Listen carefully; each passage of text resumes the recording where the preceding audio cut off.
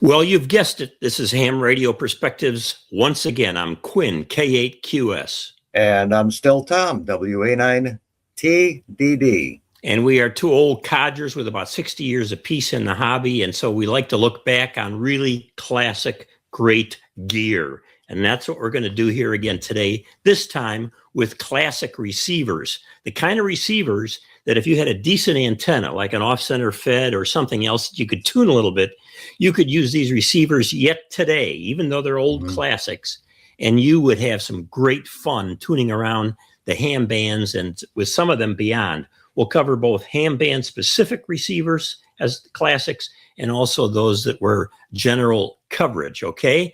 And we're going to do this on a top 10 countdown, okay? So 10 is the 10th best, we say, in the classic, and then we're going to go down all the way to number 1 to keep the suspense going, so you'll stay tuned, drive up our numbers, and make YouTube or somebody, I don't know, the advertisers, who you're going to make happy. All right. Tom, hit us with number 10 and talk about the good Boy Scouts. Okay, number 10 was the Hallicrafters SX-28 Super Skyrider. I had one of these. Oh, they were great. Oh, it was great. It was a pre-World War II icon from like 1940. And it had this stunning Art Deco design, but it had incredible audio quality.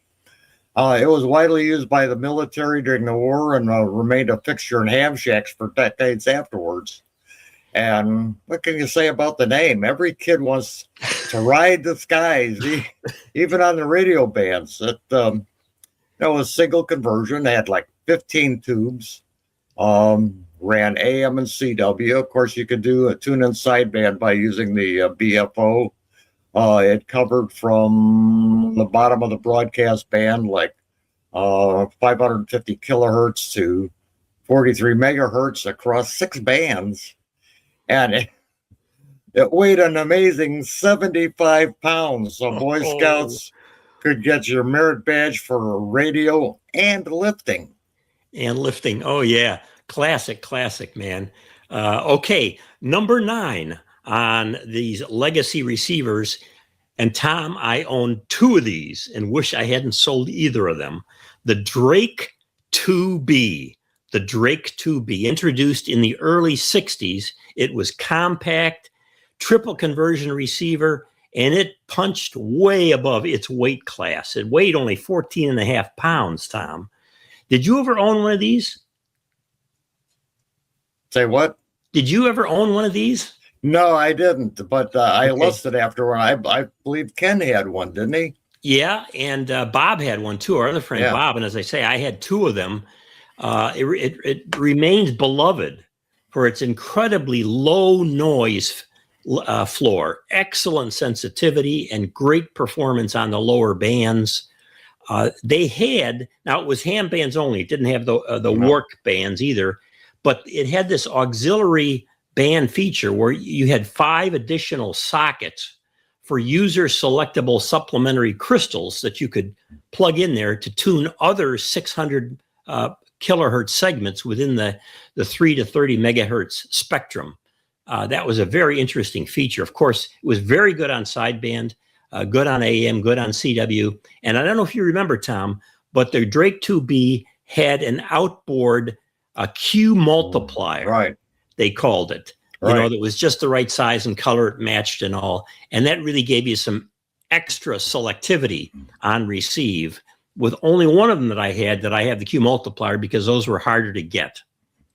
So, and let's see, number 8, I would have to say is the Hammarlund HQ-170 and the HQ-180. I don't know what difference is a clock or not, but the HQ-170 was a hand band only masterpiece, while the 180 ordered general coverage. Yeah, that's the difference. Yeah, that's it. And I still can't remember if they had the clock in there or not. But yeah, some models did have the clock. We'll talk about that in a second. Yeah, and they had really complex IF systems. They were dual conversion, doable slot filters, tunable. Yeah, that made them fantastic tools for carving out heavy interference.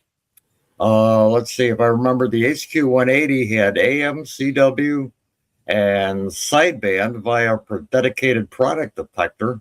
They had 18 tubes, dial tuning, the main dial plus band spread tuning. Yeah, you take a look at this image of it, and you see it's got the two different, and a lot of these receivers had this. They had the two different windows. So one was the overall window of all the frequencies, and then the other one allowed you to fine tune within what was shown on the other one. And in this case, Tom, they had an 8-to-1 veneer tuning ratio. Can you imagine that? Oh, right. I remember it. I think they had a dot on the main dial to indicate where the ham bands were. And then you tuned within that with the band spread. Okay, and the HQ-180C. Yeah, for clock. For clock. It had a built-in 24-hour clock timer. There was the HQ-180XE and the 180AX, and it featured fixed frequency crystal control. And they weighed, a mere 38 pounds. Yeah, nothing to it. Nothing to it. No. So, okay, number 7, legacy receivers. We're going to hit the Hallicrafters SX-101. Now, I have used the SX-101 with friends back in the day, but I never owned one. There was also the SX-101A variant of it. But here's the thing. I had the SX-111, and it was so good, but I wanted the 101, which was better, and I coveted that thing, Tom.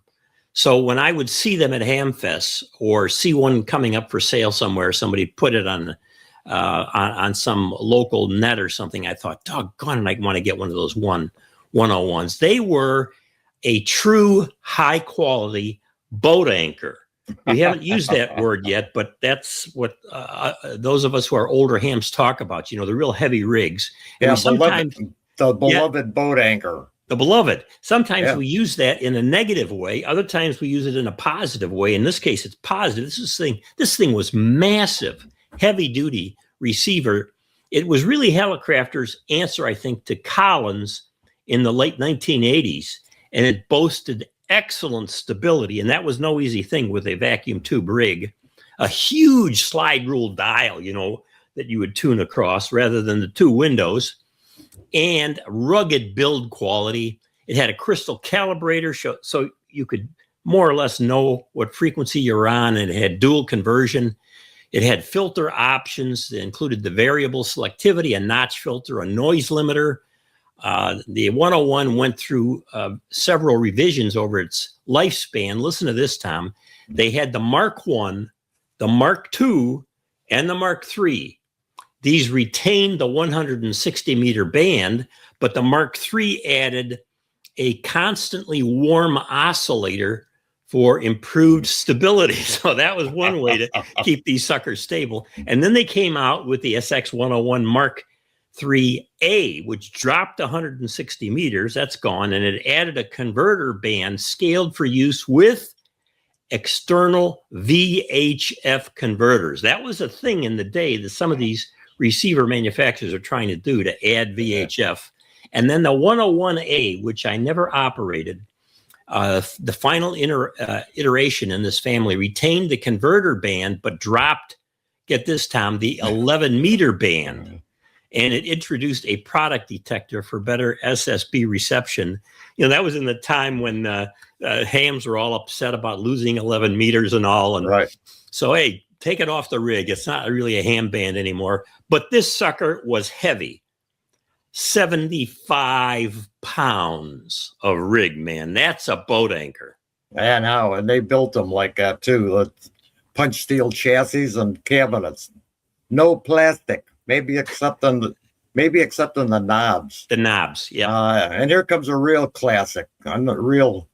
This is an icon. It's the Collins R-390A. Number 6. Number 6. And it was originally designed for the military in the 1950s. And it's a mechanical masterpiece. It's got complex gear-driven tuning and really unmatched stability. Many hams eagerly required surplus units, making it a top-tier choice for serious listening and operation. Well, Tom, I could never find one at the surplus stores in Chicago. No, because somebody always beat us to it. As soon as they came in, people would grab these suckers and take them home. You couldn't get them. No. And they covered a frequency of just below the AM broadcast band of 500 kilohertz to 32 megahertz. And that was continuous coverage. It wasn't ham band only. The circuit was a triple conversion. Let's see, 0.5 to 8 megahertz. Double conversion, 8 to 32 megahertz. Amazing. Amazing. It covered AM, CW, modulated CW, FSK on some versions, and ham radio. It covered, modulated continuous wave. Yeah. Would you say something about that, Tom, that MCW, modulated continuous wave? Because I think most hams today have no idea what that is. Okay. It's a method of setting Morse code where an audio tone is used to modulate an FM or AM radio transmitter. It sounds like standard audio beeping tone over the radio rather than a raw carrier being turned on and off. And if anybody's out there is familiar with the digital modes running CW, essentially what you're hearing is modulated continuous wave. Right. It's the audio. Right. It's the audio. I really don't need a BFO for it even. Let's see, it had 6 columns mechanical filters, frequency readout. It was a mechanical odometer type dial, direct reading down to 100 hertz per rotation. I mean, that's pretty accurate. It had 26 vacuum tubes. And again, here's another weight class winner coming in at a mere 75 pounds. Yeah, mere. I wouldn't lift that sucker today. But one thing you said about this as Collins that I want to make a note on, because Collins got into this early on. They really mastered it. And that was these mechanical filters. Yep. Which you can still sell at a premium today used, because a lot of rigs that didn't have them, people bought the rigs and they want these mechanical filters. They really, really worked well. Collins did a bang up job on that. Okay, here's number 5 in our classic ham radio receivers. We got some criticism for not going to this company when we were talking about some of the best other types of rigs. So this is the second time in this video. This is the Drake R4C. The Drake R4C. I owned 2 of these. They were manufactured from 73 to 79, I believe. And it was a legendary receiver, especially for serious DX contesting. It was often paired with that T4XC transmitter. While the stock units were excellent, the heavily modified R4Cs, often this modification was by Sherwood engineering upgrades that you could put in. They made these receivers so good with those upgrades that they dominated contest stations for decades. Its ability to dig weak CW signals out of the noise remains highly respected. In fact, Tom, when I would have guys over to my house, when I had the R4Cs and I would crank them up and start receiving, they wanted to know why I didn't have any noise level. Yeah. They were so quiet, just amazing. The frequency coverage was 80 meters to 10 meter amateur bands, not including the work bands. They included 15 optional auxiliary crystal positions. Again, we've heard about that before. Yep. You used them on sideband, on AM, on CW, on RIDI. I would not say they were the best receiver on AM, but that's a different story. The tuning dials were very accurate, plus or minus 1 kilohertz.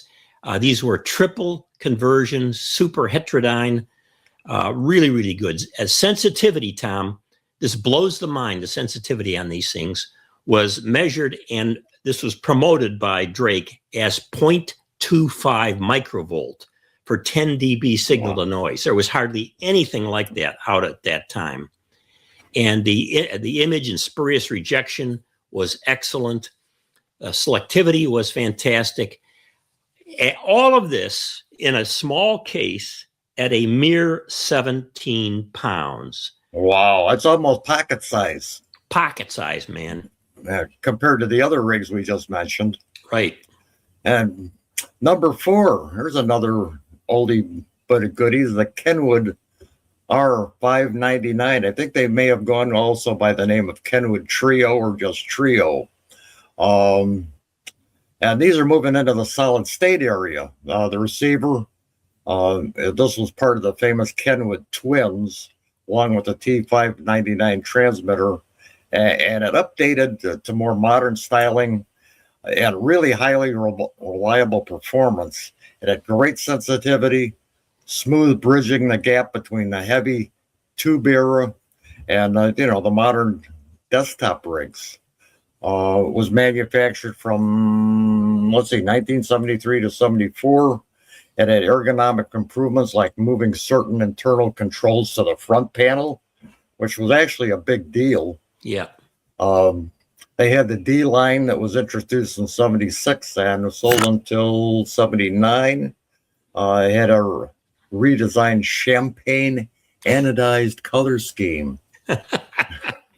That's back in the day of turquoise and avocado kitchen appliances. Yeah, right. It covered the 160 through 10 meter ham bands, again, not including the work bands because they weren't invented yet. It was general coverage, including the 10 megahertz WWDV standard frequency. It was actually VHF capable because you could get an optional plug-in converter that allowed you coverage for the 2 meter and 6 meter bands. The modes on it were AM, CW, sideband, and FM.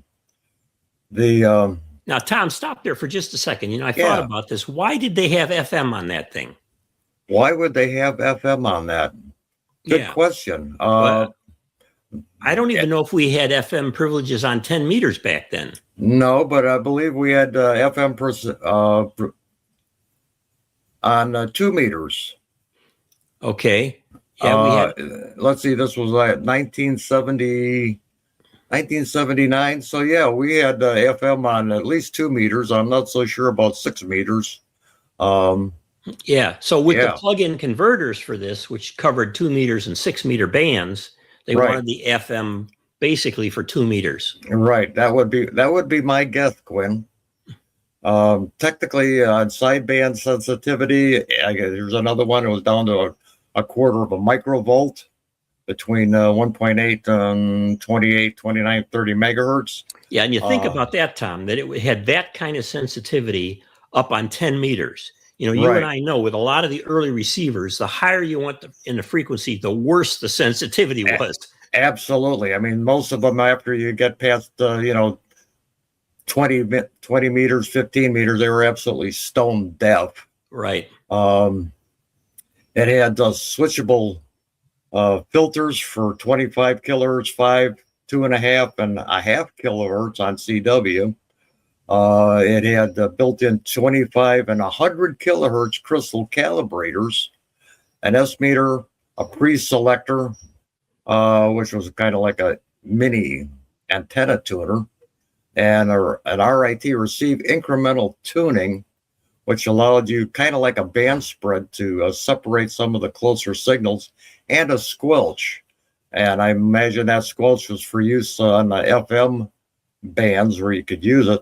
And here's another pocket-sized radio, 12.6 pounds. They're getting smaller and smaller, Quinn. Yeah. You start getting these combinations of tube and solid circuit. Now, the RIT always struck me as brilliant in this because with the instability, frequency drift, we call it. In fact, we have a whole video here on how much we miss frequency drift. It was so much fun to try to work a station when you're moving around. But the RIT was so brilliant, and now, of course, practically every transceiver has it, because somebody could be off your frequency and you could tune them in, and you weren't what we called leapfrogging back and forth. All right, we're getting down to the top 3, and this is a killer. The National HRO 60. The National HRO 60. If you see one of these in good condition, and you can trust the person you're buying it for, you get this sucker as long as you have a decent back and you can carry it around. I've got one. I've got Yeah. one, but it's not in decent condition, and I'm not trustworthy. Okay. I know what you mean. That's what happens with a lot of these. So you end up selling it as is, and then somebody makes sure it's in good shape. But this was the peak of National's legendary HRO series. It utilized classic plug-in coil drawers to change bands. Now, this is archaic today when you think about it, but it was a highly effective method to maintain optimal Q, that selectivity and stability across frequencies. They were produced from 52 to 64. The HRO 60 is a classic heavy-duty general coverage communications receiver. Doggone, that thing was good. It featured an 18-tube dual conversion super het circuit, and of course had National's iconic slide-in plug-in coil packs to cover a frequency range from 50 to 54, primarily AM and CW. You could horse around with it on CW, but it was not made primarily for that. Had a 6-position crystal filter. The precision tuning dial on this, Tom. Now, I only got to operate one of these once. It was in Chicago at a home of some guy that I met on 10 meter AM, and he invited me over to operate one of these things, and he had it in a rack. Yeah. And he had turned this thing on, and he said, try tuning it. And I said, okay. I thought he wanted me to hear how good it was on selectivity or sensitivity or whatever. I started tuning that thing, and I didn't know it had this trademark. It was called a PW micrometer type dial featuring a 20-to-1 worm gear reduction and an effective scale length, the scale length of approximately 12 feet, 12 feet for incredible resolution. I mean, you can't imagine this in these days. And in the output, I want to say he had it on, you could use an 8-ohm speaker or a 500 ohm, and he had it on a 500 ohm external speaker, a big sucker that he made like the old stereo systems. And boy, oh boy, it sounded good. You talk about sounding like you're in the shack, man. That one sounded like the person you were talking to was right there with you. Right. And surprisingly, they really weren't that heavy. They certainly weren't 75 pounds. Right. Yeah. And number 2 is the Hammarlund SP-600 Super Pro. The Super Pro.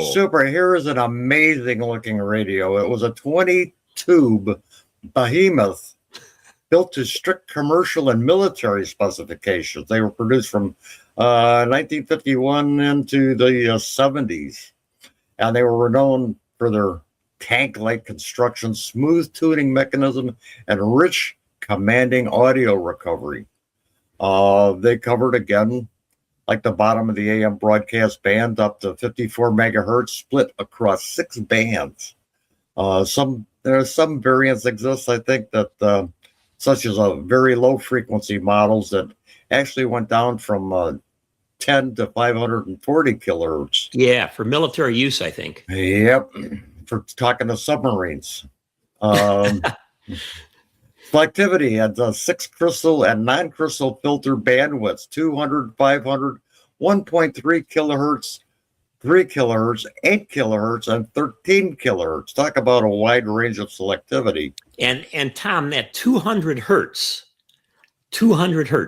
that is unbelievable for CW that they had it back then. And the other thing I want to mention is how many rigs can you say, with some changes to them, but not many, were made over a 20-year period? I mean, this thing is phenomenal. Well, once the military has you construct these things and engineer them, they're certainly not going to put them on a 5-year cycle. So, there's that. Plus, you've got 19 or 20 tubes in the thing, depending on the variant. And here's another chubby radio, weighed 65 to 72 pounds, and that was the chassis only. And it went up to 92 pounds if you installed the cable top cabinet. You better have a damn strong cable top. Oh, boy. The Hammarlund SP-600 Super Pro is a Super Pro. And gang, we're down to number 1. This was hard. We debated back and forth what to do on this. These are all classics, but we're down to number 1 is the Collins 75A4. The 75A4, often considered the holy grail of vintage ham receivers, produced from only 55 to 58 because Collins got into newer designs and a whole new look. It popularized that mechanical filter that we talked about, Right. giving it incredible selectivity for its time and making it a serious machine for very crowded HF bands. It's very highly collectible today. And there were amateur bands only with some provisions for 11 meters. The mechanical filters were great with the selectable bandwidths, typically 3.1 kilohertz and 0.5, 1.5, 60 kilohertz. Makes it a little better for listening to AM. It was designed for AM CW, but it was really optimized for sideband. So a lot of the sidebanders back then were really getting into contesting and all wanted these things. The circuit design was double conversion, crystal controlled front end with permeability tuned, sealed master oscillator PTO. And Tom, here's my story about this. I may have told it on some other video, I don't recall, but I'm a novice in the 60s and I had a real crummy receiver and a crummy transmitter. I'm just a couple of months on the air and suddenly there's a knock at the door and I go to answer the door and here's a guy holding one of these receivers, a full Collins 75A4. I think I had seen pictures of them, but I didn't even know that. And he says, "Are you WN9 UAG?" And I said, "Yeah." He said, "Well, I've got one to loan this for. I think it'll be better than what you're using now." And I tell you, what I was using, I think was, I don't know what it was, maybe a real cheap Hallicrafters to go with the HT40 or something.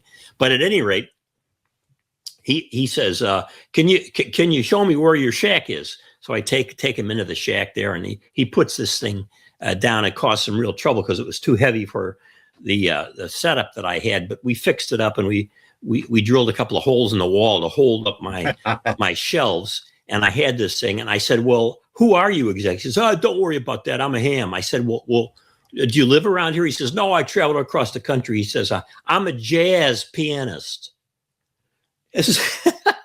A jazz pianist? He says, "Yeah." He says, "I'll come back and pick it up next time I'm in town. Give it a try."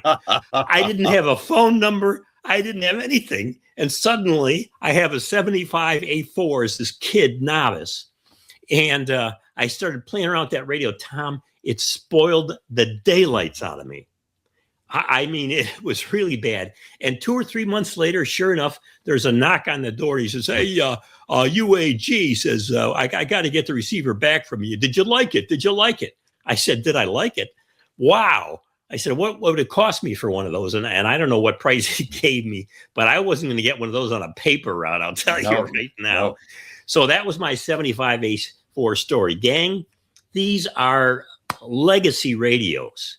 You might not agree with all of the ordering that we put them in. Tom and I had to discuss this ourselves, and we don't necessarily agree. But if you want to get a classic receiver, get any one of these in good shape, or if you're willing to work on it, get one, and you will have a ball. It's just one of the great parts of the hobby, the old classic stuff. So this is Ham Radio Perspectives, where we look at ham radio history, technology, and culture. And these are part of all three in ham radio. I'm Quin, K8QS. I'm Tom, WA9 PDD. Please subscribe. Thanks for tuning in. And 73, keep listening to a classic.